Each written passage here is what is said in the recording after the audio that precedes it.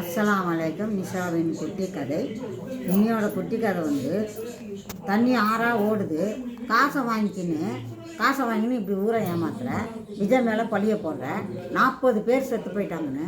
இப்போ டெல்லியில் யாரும் துப்பாக்கியில் சுட்டு குழந்தைங்களுக்கு 127 பேருக்கு கண்ணு போயிடுச்சாங்க. அதுக்கு என்னடா பண்ண போகிற?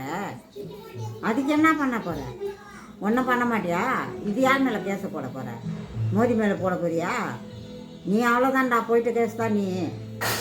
இப்போ என்ன பண்ணணும்னு நினைக்கிற? விஜய் மேலே பழிய போடணும். அவர் வரலன்னா ஏன் வரலன்னு கேட்குறது, வந்துட்டாக்கா ஏன் வந்துட்டான்னு கேட்குறது.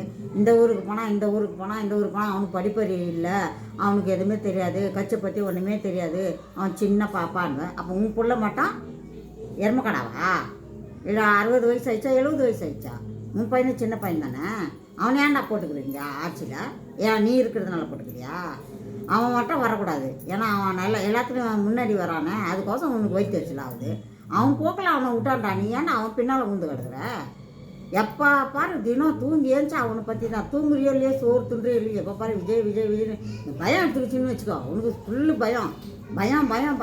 பயமாக எடுத்துன்னுக்குது. அதனால தான் எப்போ பாரு அவன் போரானமே பண்ணியிருக்கிறேன். ஹாஸ்பிட்டலில் சொல்கிற இத்தனை பேர் வந்தாங்க, இவ்வளோ பேர் பார்த்தாங்கன்ற அந்த நர்ஸெல்லாம் காட்ட வேண்டியது தானே. நீ நல்லா ஆம்பளையாக இருந்தால் அந்த நர்ஸை காட்டில் இருக்கணும், இல்லை அந்த ஆப்ரேஷன் பண்ண எடுத்து காமிச்சிருக்கணும், சிசிடிவியே காமிச்சிருக்கணும். எதுவுமே காமிக்கல. ஆனால் இப்போ என்ன பேச்சுன்னு இல்லை, அதை மூடி மறைச்சிட்டிங்க. இப்போ மலையை பற்றி காமிச்சுன்னுக்கிறீங்க.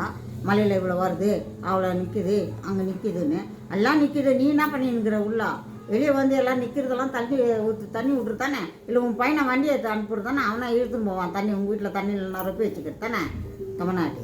அஸ்ஸலாமு அலைக்கும். இன்னையோட முடிஞ்சிச்சு, நாளைக்கு வரேன்.